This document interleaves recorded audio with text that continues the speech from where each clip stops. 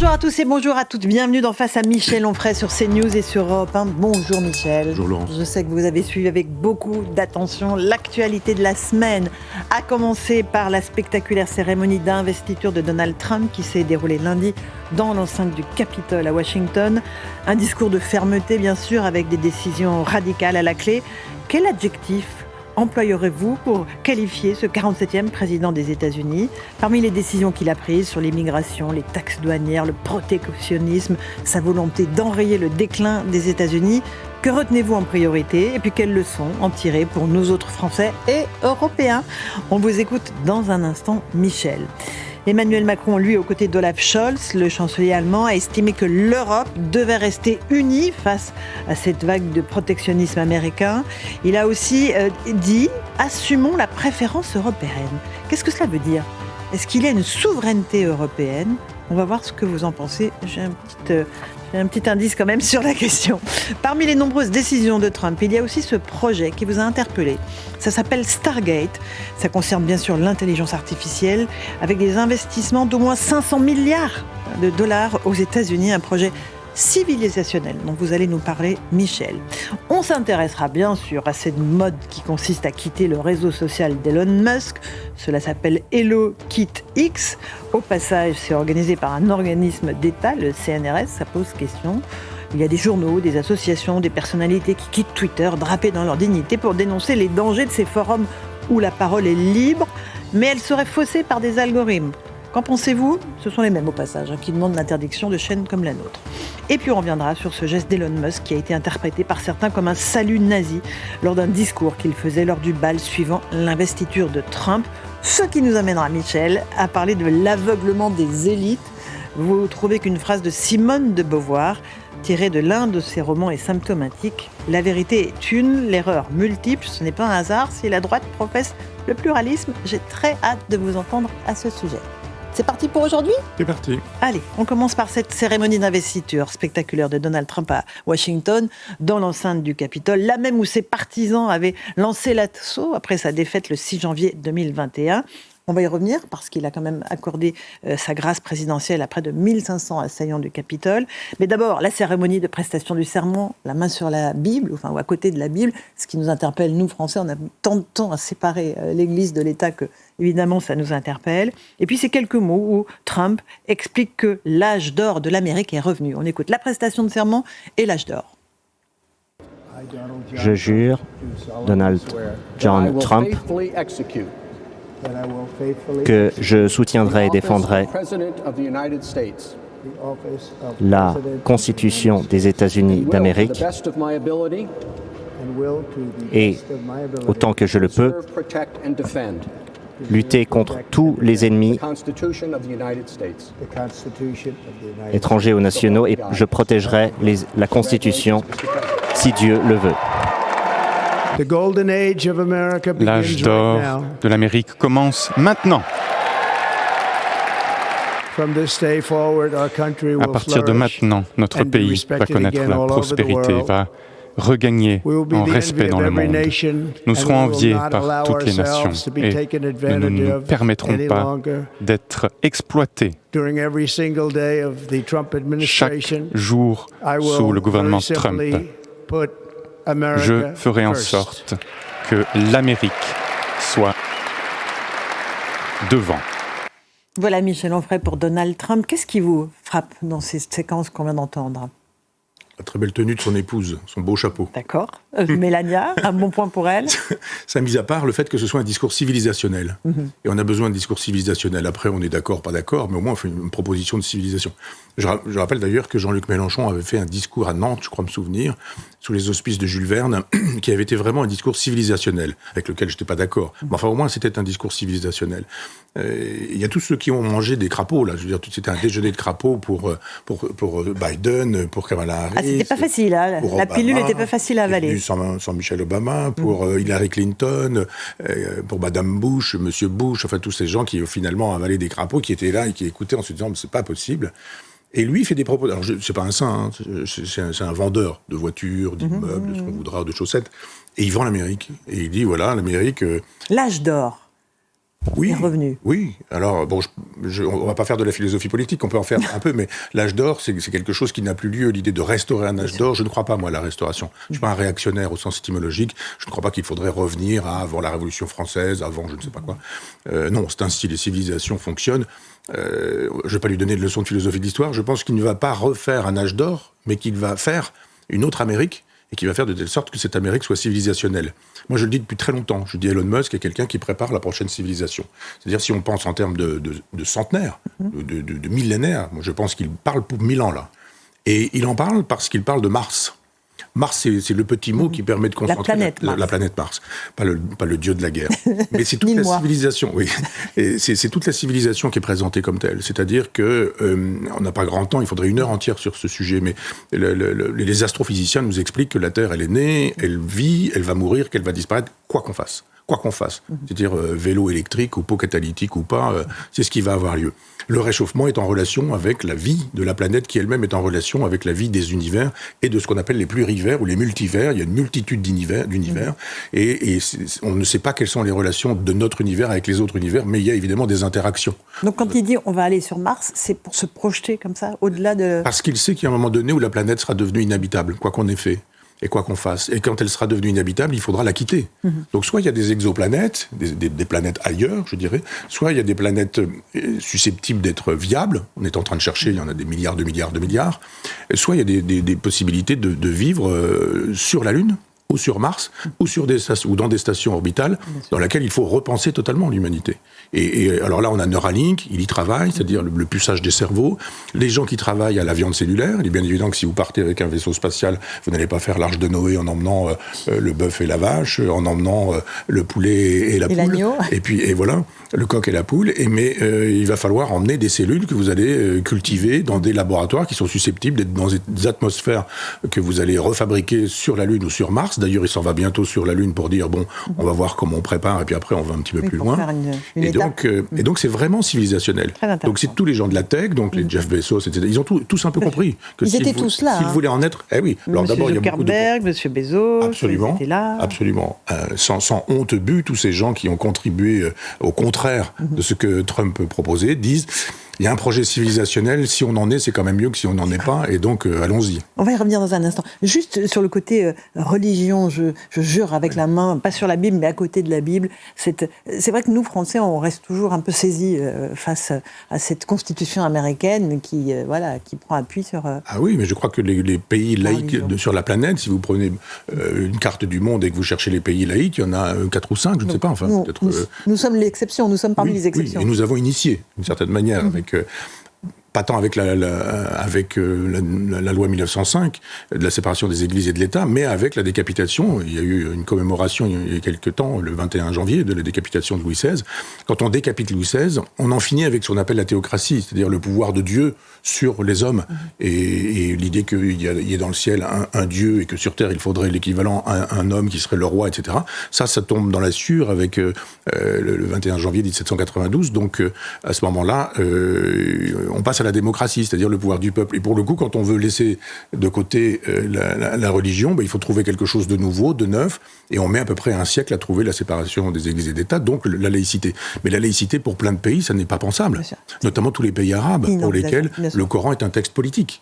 La Constitution, ou même en Israël, moi j'ai discuté avec des rabbins, en disant, mais vous n'avez pas de Constitution. Et un rabbin me regarde, il me dit, mais enfin, bien sûr que si, nous avons une Constitution. Je dis, mais non, vous n'avez pas de Constitution. Il me dit, si, la Torah. La Torah, bien sûr. Alors, si effectivement la Torah, la Bible, le Coran, ce sont des textes politiques, c'est pas la même politique qu'on propose que si on dit, non, il y a la souveraineté populaire, le peuple qui décide. Ceci dit, nous, on est en train de mettre tout ça à la poubelle depuis un certain temps. La souveraineté du peuple, c'est fini. Autre phrase choc de Donald Trump, devant, vous le disiez, Joe Biden, une Kamala Harris quasi effondrée, ses adversaires démocrates. Il y avait aussi l'idée de s'attaquer à une élite corrompue et radicale et de restaurer la liberté d'expression. Écoutons Donald Trump. Après des années d'efforts fédéraux anticonstitutionnels contre la liberté d'expression, je vais également signer un décret pour immédiatement mettre fin à la censure gouvernementale. Je vais restaurer la liberté d'expression aux États-Unis. Le pouvoir de l'État ne sera plus jamais utilisé pour exploiter ou pour se battre contre des opposants politiques. Et je m'y connais. Ça ne se produira plus. Sous notre gouvernement, nous allons restaurer une justice équitable qui respecte l'état de droit. Voilà, Donald Trump qui d'un côté a gracié 1500 assaillants du Capitole d'il y a 4 ans et Joe Biden qui lui a gracié plusieurs membres de sa famille à titre préventif pour éviter des poursuites pénales. Qu'est-ce que ça vous inspire ? La grâce, le phénomène de la grâce La grâce, et après on reviendra sur la liberté d'expression et la justice qu'il veut restaurer. Alors la grâce, ça s'explique. Là, je ne regarde pas qui gracie qui et comment et pour quelle raison. On peut rentrer dans le détail. Moi, je trouve Enfin non, je ne trouve rien sur ce sujet. Disons qu'on ne va pas rentrer dans le détail de la chose concrète. Simplement, quand vous êtes investi d'une souveraineté, cette souveraineté, c'est le peuple qui vous la donne. Et on est sur cette idée que le peuple ayant investi le monarque, le roi, le souverain a une relation directe aussi avec Dieu. D'où le fait qu'on puisse jurer sur la Bible, d'où le fait qu'on puisse remercier Dieu, d'où le fait qu'on puisse invoquer Dieu dans ces cas-là. Donc à partir de ce moment-là, quand vous êtes le monarque sur terre, vous représentez d'une certaine manière le monarque au ciel. Et vous avez donc le droit de grâce. Les hommes ont jugé, il y a eu un tribunal, on a décidé que vous étiez coupable. Le souverain peut, c'est le droit des rois d'une certaine manière, c'est un héritage direct, lui dire non, moi j'ai décidé, parce que je suis le souverain, j'ai la ligne directe entre le peuple et les hommes, donc je décide que je gracie. Alors vous pouvez gracier des gens pour lesquels il y a des questions de principe. Je ne sais pas, vous pouvez gracier quelqu'un qui est condamné à mort parce que vous êtes opposé à la peine de mort. Là, quand il s'agit de gracier ses copains, c'est pas terrible. Donc ou sa famille. Le principe de grâce est défendable, simplement quand il est utilisé à des fins personnelles, il n'est pas défendable. Michel Onfray, on est sur CNews et Europe 1. Un tout petit mot aussi de ce projet Stargate qui vous a interpellé, annoncé par Trump, 500 milliards de dollars aux États-Unis. Une entreprise qui sera basée au Texas pour développer l'intelligence artificielle, son stockage de données et ce qu'on appelle l'intelligence artificielle générative. C'est un projet de civilisation, on y revient, mais ce sont des moyens colossaux qui sont mobilisés. Ah oui. Colossaux. Ah oui. Et pourquoi nous avons perdu ? Et quand j'entendais il y a quelque temps Emmanuel Macron dire qu'il faudrait que nous soyons en pointe sur la question des ordinateurs quantiques, il n'y a pas un ordinateur français. Il n'y a même pas un ordinateur européen, je crois. Donc on peut tout de même pas dire on va être les meilleurs pour l'ordinateur quantique quand on n'est même pas capable de faire un ordinateur classique. Je dirais thermique pour être drôle, pour essayer de l'être du moins. Donc lui il dit voilà, je mets tout ça sur la table, c'est un projet de civilisation, c'est un projet politique et étatique, c'est aussi un projet qui va grouper et regrouper les génies de la planète. On pense ce qu'on veut de ces gens-là, mais Musk est un génie. Et Zuckerberg, etc., tout ce que ces gens-là touchent, ça devient génial.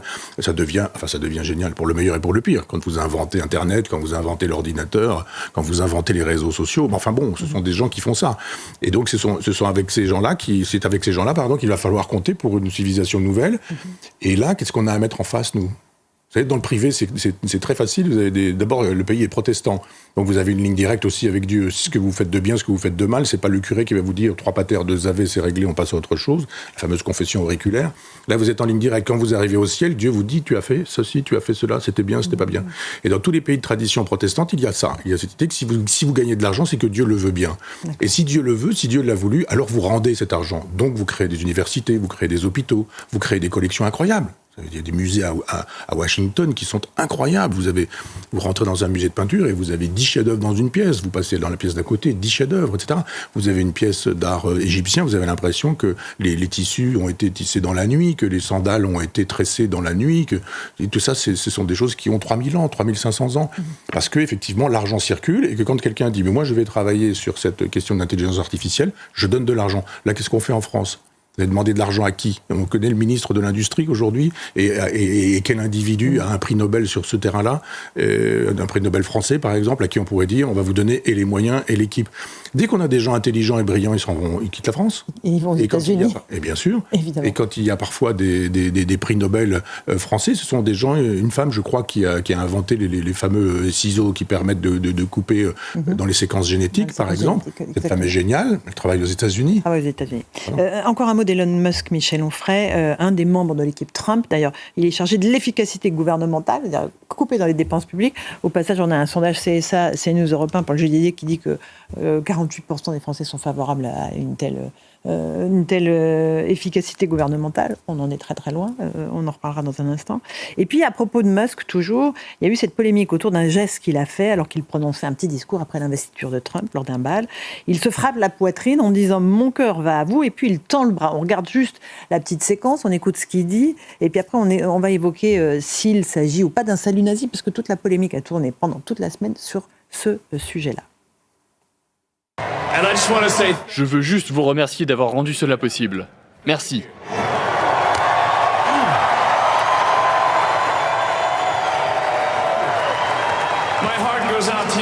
C'est grâce à vous que l'avenir de la civilisation est assuré. Voilà pour ce geste qualifié de dérangeant, de nazi pour d'autres. On écoute juste Arnaud Klarsfeld, avocat et fils des chasseurs de nazis Beate et Serge Klarsfeld, et je vous passe la parole. Le contexte et les mots qui entourent le geste doivent être pris en compte. Et sinon, c'est pas parce qu'on tend le bras dans un meeting que c'est un salut nazi. Donc je trouve cette polémique tout à fait absurde. Et d'ailleurs, l'Anti-Defamation League, qui est une organisation puissante aux États-Unis, considère que la polémique est elle aussi tout à fait absurde. Trump n'est pas un nazi et Musk n'est pas un nazi. Les deux sont d'ailleurs des soutiens d'Israël. Michel Onfray, qu'est-ce que vous en pensez alors ? D'abord, je trouve que tous ces gens qui jouent avec la Shoah sont détestables, sont obscènes. Et quand je dis qu'ils jouent, c'est ceux qui pensent qu'il y a un salut nazi, entendons-nous bien. D'abord, s'il y a un salut nazi, c'est que c'est de la part d'un nazi. Si c'est un nazi, il a dit des choses qui montrent que c'est un nazi. Qu'est-ce qu'un nazi ? Quelqu'un qui veut détruire les juifs, qui veut supprimer les juifs de la planète entière. Ceux qui veulent supprimer les juifs aujourd'hui, c'est plutôt le Hamas. Et c'est plutôt la France insoumise et leurs alliés. Donc il faut arrêter d'aller chercher des poux dans la tête de quelqu'un qui a fait, non pas un geste qui est une photo, mais un geste qui est une vidéo, et vous faites bien de la montrer, cette vidéo. C'est-à-dire il l'a décrypté pour nos auditeurs. C'est ce que dit Arnaud Klarsfeld, il a raison, c'est-à-dire qu'il faut contextualiser ce geste. Et il y a toujours un moment donné où quand des gens vous font des photos de copains, comme ça, vous êtes en train de plaisanter, on fait une photo, puis vous êtes en train de faire une grimace. C'est pas vous. C'est une grimace qui est inscrite dans un mouvement. Là, il y a un mouvement, et surtout, il y a un propos. Et il dit, il est fou, il est un peu hystérique, lui aussi, vous avez vu comment il est en train de... Il est agité, en tout cas. Je vous aime, la civilisation, c'est vous, merci. Puis le truc américain, c'est-à-dire on prend son cœur à témoin, et d'ailleurs, quand on écoute l'hymne, on a la main sur le cœur. Et que les Français qui font ça en France ont juste pas compris que c'était un geste américain, et qu'il faut laisser ça aux Américains, et que nous avons une façon particulière de nous comporter. Et là, quand il fait ce geste, il dit en gros, vous êtes tellement formidable, je prends mon cœur, et je vous le donne. Et il lance son cœur en disant voilà. Et à ce moment-là, vous avez ce geste, vous arrêtez le mouvement, vous arrêtez le geste, vous avez cette main tendue, ce bras tendu, et vous dites salut fasciste, salut nazi. De la part de quelqu'un qui aurait été nazi, qui aurait tenu des propos nazis, ce geste-là aurait été nazi, bien sûr, mais il n'a jamais tenu de propos nazis. Il n'a jamais dit qu'il voulait exterminer les juifs, lui. Il n'a jamais dit qu'il y avait un génocide à Gaza ou ce genre de choses. Enfin, il porte même un médaillon pour la libération des otages israéliens en permanence sur lui. Ça, je n'ai pas vu, mais vous me le dites et ça va dans le sens de mon hypothèse, que c'est effectivement un geste qui a été isolé. Mais vous savez, je ne sais pas si c'est Fouquier-Tinville ou Fouché, en fait, des gens pas plus recommandables l'un que l'autre, qui disaient « Donnez-moi 2 lignes de quelqu'un et je l'envoie à la guillotine ». C'est-à-dire que vous sortez du contexte, vous dites « Il a dit ».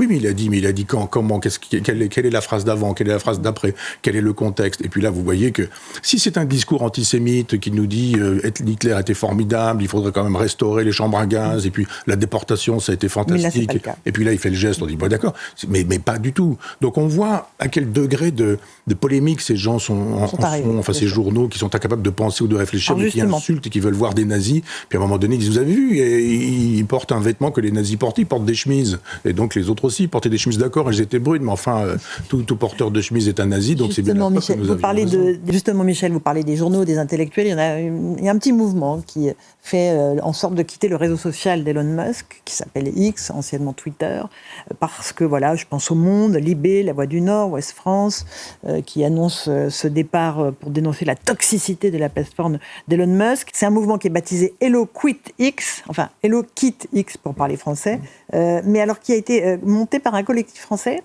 piloté par une équipe du CNRS. C'est ça qui pose question. Oui. 1, sur le mouvement, et 2, sur le fait que ce soit le CNRS. Qu'est-ce que vous en pensez ? Oui, on pourrait faire un droit d'inventaire avec le CNRS. C'est-à-dire que jadis, le CNRS, il était fait pour que des gens puissent chercher et trouver des choses utiles à la nation, et etc. Bon, qui fait quoi au CNRS ? Il y a des gens très intéressants, probablement. Simplement, il faudrait qu'on voit combien d'argent pour combien de résultats. Et combien de prix Nobel ont travaillé au CNRS, ont été payés par l'argent public? Moi, je demande un droit d'inventaire. Je ne dis pas fermons le CNRS. Il y a des études d'assyriologie qui sont faites par des gens au CNRS. On va dire, mais à quoi ça sert de savoir si Sumer, Babylone, etc. Non, moi, je suis pour que tout ça existe. Simplement, je suis pour qu'on rende des comptes. On a de l'argent public, donc moi j'ai été 20 ans professeur, j'étais fonctionnaire et j'adorais ce métier. Et je n'ai jamais oublié que j'étais payé par le contribuable et que je devais des choses au contribuable quand j'étais enseignant. Et que j'enseignais non pas ce que je pensais, mais ce que pensait un tel. J'étais spinoziste en enseignant Spinoza, marxiste en enseignant Marx, freudien en enseignant Freud, et Dieu sait si je ne suis pas freudien. Et parce que je faisais ce métier. Donc quelqu'un qui travaille au CNRS, il est payé par l'État, il devrait rendre des comptes. Il y a des gens qui sont au CNRS.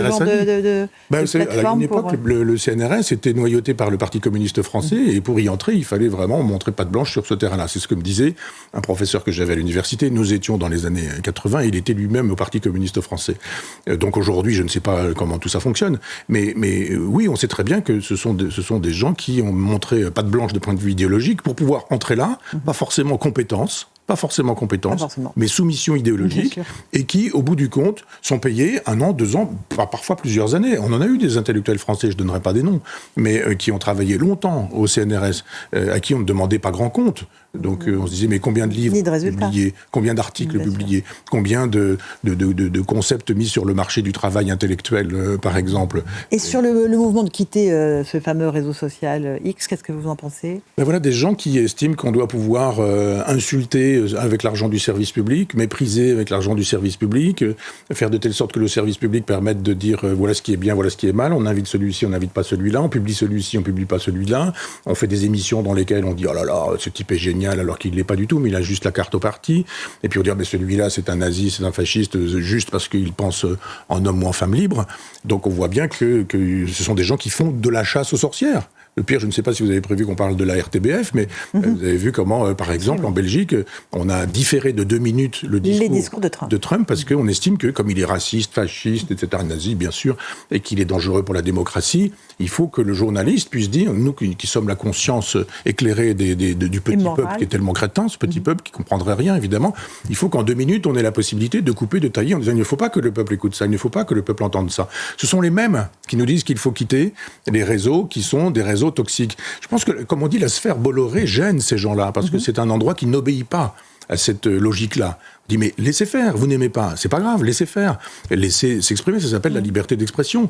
Pourquoi est-ce que vous voulez toujours censurer, interdire, faire fermer des chaînes, interdire l'expression des individus? Vous avez peur des débats? Vous avez peur des discussions? Vous avez peur qu'on apporte des arguments? Ils ont peur de perdre le contrôle du récit, mon cher Michel. Bien sûr, et puis du débat. Et du débat. On fait une petite pause, on continue ce débat parce qu'il est absolument passionnant. On se retrouve dans un instant dans la deuxième partie de Face à Michel Onfray sur CNews et Europe 1. À tout de suite.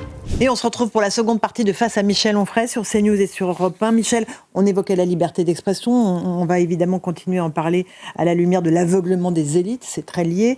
Vous avez voulu attirer notre attention sur une phrase de Simone de Beauvoir, tirée de l'un de ses essais, Faut-il brûler Sade? Cette phrase est très symptomatique pour vous. La vérité est une, l'erreur multiple. Ce n'est pas un hasard si la droite professe le pluralisme. Expliquez-nous, Michel. On a un exemple de mise au service d'une grande intelligence, au service d'une cause dictatoriale ou tyrannique. Voilà quelqu'un qui met sa capacité dialectique, sophistique ou rhétorique au service de cette idée extrêmement simple, c'est que quand on a la vérité, on doit pouvoir l'exprimer, et tous ceux qui n'expriment pas cette vérité, c'est-à-dire qui disent le contraire de ce qui n'est peut-être pas tellement une vérité que ça, ou pas tant une vérité que ça, eh bien ce sont des gens qui sont dans l'erreur, et cela il vaut mieux non pas débattre avec eux, mais les interdire de parole. C'est ça. C'est une façon de dire. Elle dit par ailleurs aussi, Simone de Beauvoir, dans ce même essai, que il faut avoir le souci du bien de la liberté des hommes, et que tout ce qui permet ça, c'est bien, qu'il faut le défendre. Simplement, c'est quoi le bien des hommes quand il s'agit d'en zigouiller une grande partie en disant « mais nous mettons le peuple en prison pour le bien du peuple ». Nous décapitons le peuple pour le bien du peuple. C'est l'éloge du goulag, quoi. Oui, bien sûr. Ou comme aujourd'hui, Macron, les macroniens, les maastrichtiens de droite et de gauche, et qui disent nous interdisons au peuple de s'exprimer, mais c'est pour le bien du peuple. Ou cette dame de la radio-télévision belge, et qui nous dit ceci n'est pas de la censure, alors que c'est de la censure. Elle nous dit Trump est un salaud, etc. Puis elle nous dit mais évidemment, on n'est ni pour ni contre Trump. Donc vous avez une dialectique chez ces gens-là qui est assez particulière. Je lis régulièrement les origines de la Révolution française, les origines de la France contemporaine avec toute l'histoire de la Révolution française d'Hippolyte Taine. Et il a fait un portrait du Jacobin, ça s'appelle Psychologie du Jacobin. C'est le portrait des Mélenchon et des siens, je vous assure. Page après page, quand vous dites c'est ceci, c'est cela, etc. etc. Et dans le portrait du Jacobin de l'époque, c'est-à-dire du néo-Jacobin d'aujourd'hui, il y a cette idée qu'ils sont sûrs de détenir la vérité. Ils ont la vérité. Mais il y a une espèce d'esprit bigot, d'esprit prêtre, à dire mais nous avons la vérité, comme des gens qui nous disent mais non, Jésus a ressuscité. Bon, on est dans la logique de la religion, et donc les autres, ceux qui ne pensent pas comme ça, ils ont tort. Alors on va dire, on va rentrer en débat avec vous et puis expliquer que peut-être les Jacobins n'ont pas forcément raison sur tout, mais on ne discute pas avec des gens, puisque vous avez tort, on ne discute pas avec des gens qui disent le faux. On a eu ça avec Geoffroy de la Gannerie qui a fait savoir, sur France Inter, qui n'a évidemment pipé mot, qu'il n'était pas question d'interdire des gens qui ne pensaient pas comme eux, puisque ces gens-là, justement, la phrase de Simone de Beauvoir, étaient dans l'opinion, et que l'opinion, c'est une affaire de droite quand eux sont dans la vérité. Puis ils ajoutent qu'ils ont, non pas seulement la vérité avec eux, mais qu'ils ont la science, qu'ils ont l'université. Quand vous avez M. Patrick Boucheron, il vous dit « mais moi je suis le Collège de France. Vous ne me parlez pas à moi, vous parlez au Collège de France. Vous insultez une institution. » On dit « non, vous dites juste une bêtise. » Donc est-ce que l'institution peut dire des bêtises ? Souvent d'ailleurs, c'est le rôle de l'institution de dire des bêtises. Elle a à peu près un demi-siècle de retard pour dire « ouais, c'est vrai, à l'époque, on n'aurait peut-être pas dû dire ceci. Oui, on n'aurait peut-être pas dû dire cela. » L'université au Moyen-Âge, c'est pas terrible. L'université, etc., etc., on pourrait.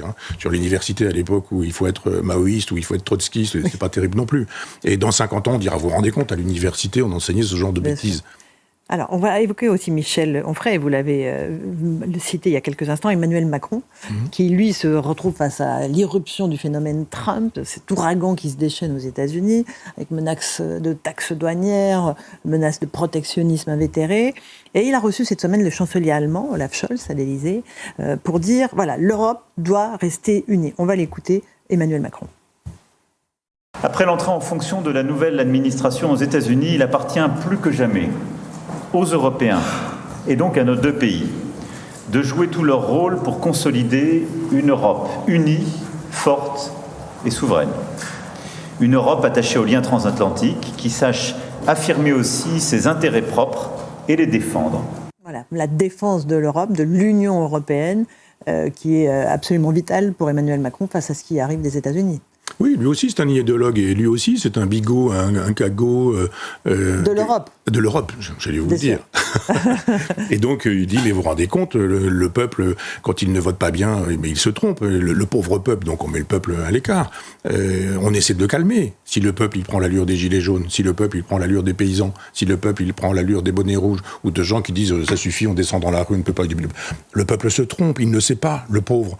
Moi je suis tellement intelligent, je suis tellement complexe, ma pensée est tellement subtile, et sa femme qui arrive en disant mais c'est injuste ce qu'on fait subir à Emmanuel, il est trop intelligent, les gens ne comprennent pas. Vous savez, il faudrait leur expliquer. S'ils ont mal voté, c'est parce que finalement on n'a pas été assez pédagogue, on n'a pas été instituteur assez sur ce genre de sujet, mais quel mépris.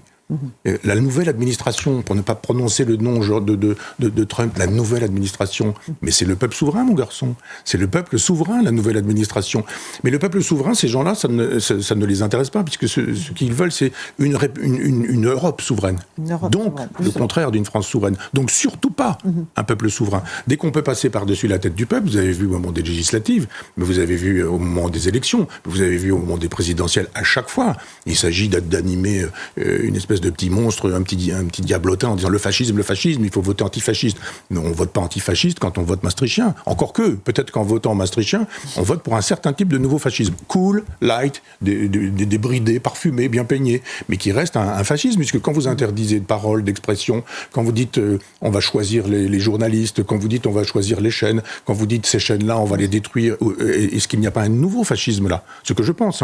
J'ai écrit un livre qui s'appelle Théorie de la dictature pour montrer que le 1984 d'Orwell, il ne fonctionne plus. Le fascisme casqué, armé, botté, les gens qui rentrent chez vous, qui vous emmènent en prison, qui vous torturent, etc. C'est fini. Mais ça ne veut pas dire qu'il n'y a pas de nouveau fascisme, un néo-fascisme. Tous ces gens qui dénoncent un fascisme imaginaire, active un fascisme imaginaire. Qu'est-ce que le fascisme, un fascisme réel, pardon. Qu'est-ce que ce fascisme réel? C'est l'interdiction de la liberté d'expression, c'est l'interdiction de permettre à des gens d'exprimer des positions différentes, c'est l'interdiction d'un certain nombre de personnages, dont moi par exemple, sur le service public, en disant on ne veut pas en entendre parler s'il doit parler de politique et s'il doit encore plus parler d'Europe, il ne faut pas toucher à l'Europe. L'Europe c'est sacré, c'est un tabou, il ne faut pas y toucher. C'est formidable, c'est merveilleux. C'est un totem, oui. Le chef de l'État aussi, Michel, a parlé d'assumer la préférence européenne. Il a vraiment évoqué cette souveraineté européenne. Oui. Il y a une souveraineté européenne pour vous? Oui, quand il n'y a pas de souveraineté française.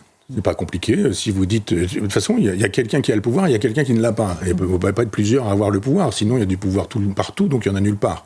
Donc la souveraineté, c'est la possibilité de dire pour un État, pour un pays, nous avons sollicité le peuple souverain, c'est le général de Gaulle, ce que dit le général, c'est-à-dire on a demandé au peuple ce qu'il voulait, le peuple il a dit je veux ça. Le général dit moi je veux ça, je demande au peuple, le peuple il dit oui, on continue. Le peuple il dit on veut pas de ce que vous nous proposez, je m'en vais, dit-il. Macron il dit ah ben moi je reste. Le peuple on n'en veut pas. On n'a pas envie de l'avis du peuple. Donc tout est fait pour contourner le peuple. Tout. Et quiconque dit mais souvenez-vous du peuple. Chez le général il était souverain. Souvenez-vous du peuple, populiste. Donc on a trouvé une espèce d'insulte. J'ai dit, mais moi je suis populiste. Parce que le choix, il est où? Il est entre populiste ou populicide. C'est un mot que Gracchus Babeuf a utilisé quand il s'agissait de caractériser les Jacobins, les fameux Jacobins qui ont détruit 200 000 Vendéens. 200 000 Vendéens, quand même. Les guerres de Vendée, ça fait 200 000 morts. Donc je veux bien les gens qui aujourd'hui voient du génocide partout, et à chaque fois qu'il y avait un Vendéen, il était décapité, détruit, massacré. Petit, grand, et même s'il était jacobin ou révolutionnaire. Ça, c'est un génocide, quand on n'en laisse plus un seul. Et si on veut faire une parenthèse sur Israël, je ne sache pas, par exemple, qu'on attaque des gens en Cisjordanie. Un génocide, c'est la destruction des Palestiniens partout où ils sont. Vous avez des Palestiniens partout à Jérusalem, partout à Tel Aviv, il n'y en a jamais aucun qui soit détruit parce qu'il serait palestinien, ce qui justifierait qu'on puisse utiliser le mot génocide.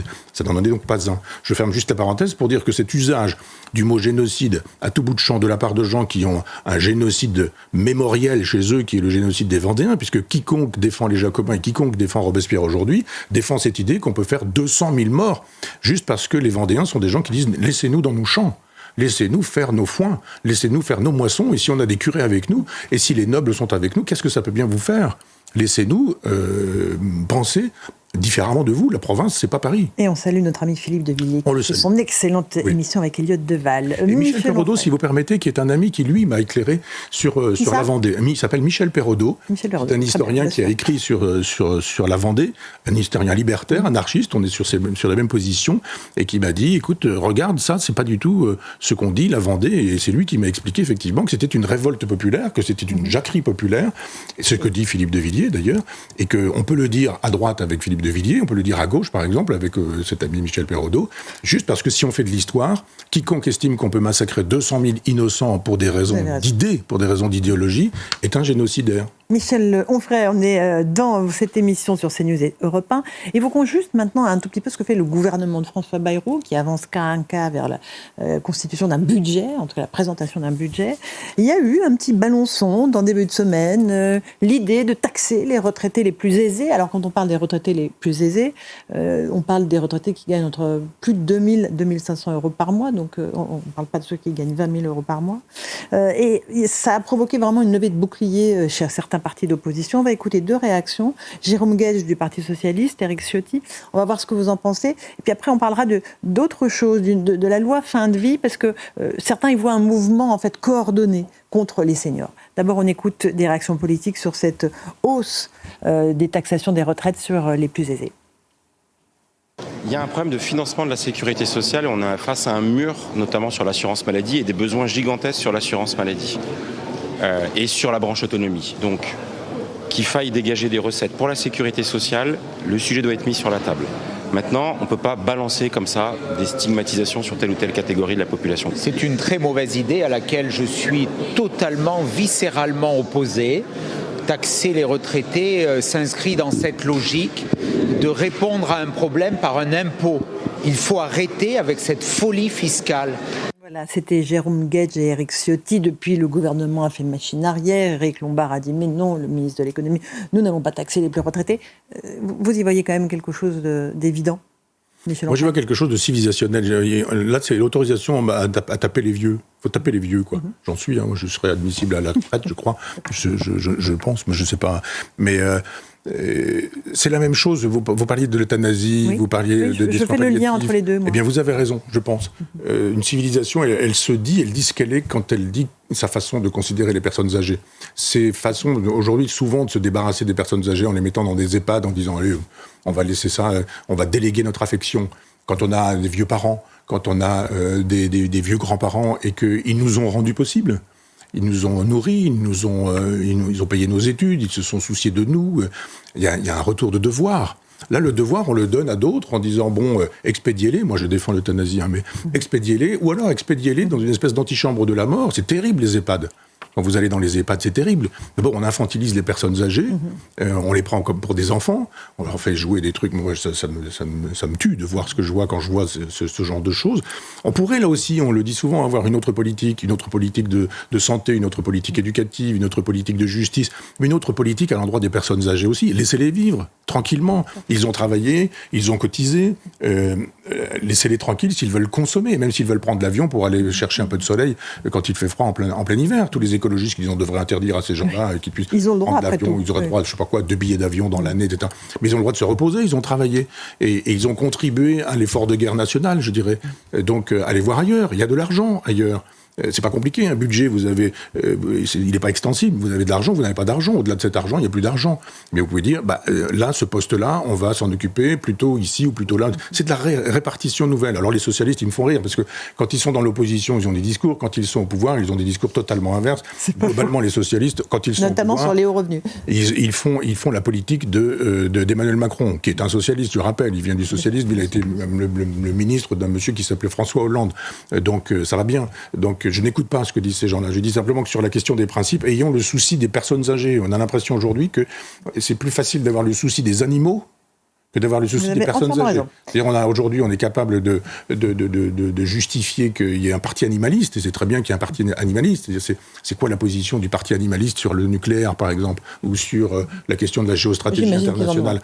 Mais il n'y a pas de parti pour les anciens. Simplement, je pense que la grandeur de ceux qui ne sont pas encore anciens, c'est d'avoir le souci des plus simples et des plus modestes aux deux extrémités de la vie. C'est la même chose avec les petits, les enfants et même ceux qui sont à naître. Justement, j'aimerais qu'on évoque cette loi sur la fin de vie qui va revenir devant le Parlement, mais scindée en 2 textes. Il y aura un texte qui sera consacré aux soins palliatifs et le deuxième, donc, il sera consacré à l'euthanasie, le suicide assisté, comme on dit, l'aide à mourir.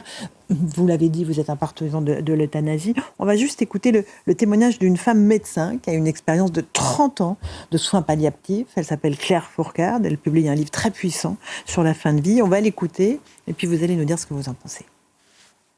La demande de mort fait partie de notre métier. On entend des demandes de mort, beaucoup moins souvent que ce qu'on imagine. Très souvent, quand les gens sont soulagés, cette demande disparaît.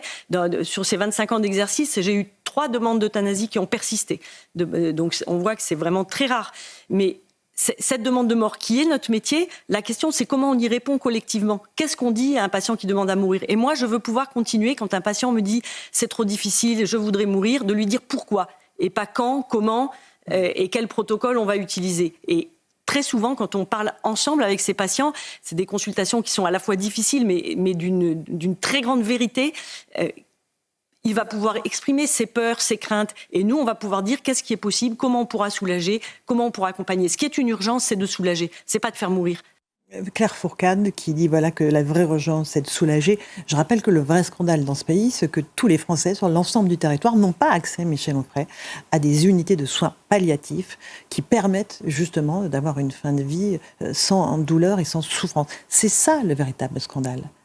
C'est ça la véritable indignité dans notre pays. C'en est un, si vous voulez. Moi, je pense que le scandale dans la France, qui est un pays de guerre civile perpétuelle, vraiment, depuis les guerres de religion jusqu'à aujourd'hui, ça n'arrête pas. Il y a toujours cette idée que l'euthanasie, ce serait la gauche, et puis les soins palliatifs, ce serait la droite. Non, ce sont des hypothèses possibles. Alors, il se fait que, quand on a commencé à parler de soins palliatifs, c'était Marie de Henzel, c'était Mitterrand, c'était tout ça, et d'un seul coup, ce type de gauche, entre guillemets, Mitterrand de gauche, c'est une plaisanterie. Mais ce type de gauche, là, il avait finalement défendu cette idée que peut-être les soins palliatifs, c'était pas mal. Et il y avait une espèce de mainmise, de confiscation des soins palliatifs par la religion catholique, la moins intéressante. C'est-à-dire cette façon de dire, vous allez mourir, vous allez bientôt rencontrer le Seigneur, êtes-vous bien sûr d'avoir fait la paix avec votre âme? Est-ce que vous êtes fâché avec vos enfants Ce serait bien de vous réconcilier. Voyez-vous ceci, cela, etc. Et ça, je ne trouve pas bien. On parlait tout à l'heure des enfants et des personnes âgées qui sont dans des situations de fragilité. Le mourant est dans une situation de fragilité. Absolument. La deuxième chose que je voulais dire, c'est que cette dame, elle nous dit la souffrance. Et comme si elle était platonicienne avec un S majuscule. Non, elle n'est pas platonicienne, ça fait 30 ans qu'elle est au chevet des malades. Oui, j'entends bien, mais justement, j'aimerais pouvoir lui poser la question. Qu'est-ce que vous faites d'une souffrance psychique ? La souffrance physique, c'est une chose. La souffrance psychique, quand on vous dit, il vous reste 3 semaines à vivre. On me l'a dit, moi. On m'a dit, votre compagne va mourir d'ici 3 semaines. Et qu'est-ce que vous faites avec cette souffrance psychique ? Ah, mais on a les moyens de gérer ça en disant... ah ben oui, non mais la souffrance physique, c'est terrible. Bien sûr que vous avez envie de mourir quand vous avez un cancer des os, qu'il est terrible, et que... Donc morphine, et puis etc. Mais vous dites, tout va bien, je ne souffre pas, simplement je sais que dans un mois, je ne suis plus là. Donc euthanasie. Non, je pense qu'on doit pouvoir faire les deux. On doit pouvoir faire les deux. C'est-à-dire que c'est mon aspect gaullien ou gaulliste. C'est-à-dire que je pense qu'on doit pouvoir réconcilier les Français, qu'on ne va pas les opposer non plus là-dessus. Et je sais bien, Marie-Claude ma compagne qui est décédée, elle était pour l'euthanasie et moi aussi. Et le jour où ça vous arrive, vous ne savez pas que ça vous arrive. Et quand on m'a dit, voilà, venez me voir, je voudrais vous parler de Marie-Claude, elle va mourir, je dis, combien de temps ? Et elle me dit, le toubib me dit, dans 3 semaines. Et je lui dis, alors il ne faut pas lui dire, et puis il faut m'aider, parce qu'elle est moins pour les soins palliatifs. Elle me dit, mais vous me demandez quelque chose que je n'ai pas le droit de faire. Je dis, peut-être, mais vous n'en avez rien à faire de me dire qu'elle va mourir dans 3 semaines en me disant, maintenant, retournez la voir dans sa chambre. Et je lui dis quoi, moi ? Et je fais quoi ? Et elle ne souffrait pas physiquement. Et donc, il y a un moment donné où il faut quand même arrêter de dire « Oh, mais il n'y a pas de demande qui ne soit satisfaite quand elle est formulée dans une enceinte qui est celle du soin palliatif. » En gros, j'ai 3 exemples seulement dans ma vie, etc. Mais moi, Michel, j'en ai un exemple. Vous en avez un et qui est évidemment éminemment personnel. Donc, moi, ce que je veux, c'est qu'on puisse ouvrir au maximum en disant « Vous avez le droit de vous contredire. » C'était l'expression de Baudelaire. Et vous pourriez avoir défendu toute votre vie l'euthanasie, et puis le jour où c'est vous qui êtes dans le lit du malade, dire « Je voudrais continuer le plus longtemps possible à avoir droit aux soins palliatifs. » Et l'inverse. C'est-à-dire avoir défendu les soins palliatifs et dire je suis pour le choix, exactement comme pour les débats, les discussions, les débats d'idéologie. C'est pas l'un contre l'autre, c'est l'un et l'autre. Est-ce que vous êtes d'accord, par exemple, à André Comte-Sponville, qui cette semaine a dit mais alors il faudrait ouvrir ce droit à l'euthanasie, non pas seulement aux malades en phase terminale, mais aux malades d'Alzheimer. Mais jusqu'où on va aller en fait ? Ah non, parce que là. Mais là on va sur autre chose. Mais ça s'appelle un assassinat. Oui. C'est-à-dire que si vous dites c'est moi qui décide de ta mort, là vous tuez quelqu'un. Donc là, si on ouvre ça, on ouvre tout le champ des possibles. Non, parce que quand vous vous souciez vraiment du droit à mourir dans la dignité, comme il est dit, vous avez ce qu'on appelle des testaments de vie. Et vous signalez ce que vous voulez faire. Et vous dites à qui vous donnez votre parole quand vous l'avez perdue. Et vous dites, cette personne est susceptible de parler pour moi-même, et elle défend les idées qui sont les vôtres, et que vous n'avez plus les moyens de défendre vous-même. Donc, évidemment qu'il y a des possibilités de faire n'importe quoi avec l'euthanasie, mais c'est déjà le cas. C'est parce que ça n'est pas encadré qu'on peut faire n'importe quoi. Vous avez la possibilité de faire le pire aujourd'hui parce que ça n'est pas encadré. Et vous n'avez pas les moyens, les pauvres infirmiers, les pauvres infirmières, voire les pauvres médecins, de répondre au quotidien quand vous êtes devant des gens qui vous disent « j'ai envie de mourir, mais je ne sais pas si j'ai vraiment envie de mourir, j'avais mal, j'avais envie de mourir, là j'ai plus mal, j'ai pas vraiment envie de mourir. » Mais oui, justement, accompagnons ces gens et puis aidons-les. Mais pas en disant « moi j'ai la vérité », parce que cette dame elle a la vérité comme les gens qui interdisent X par exemple ont la vérité, ou comme la journaliste de la RTBF a la vérité.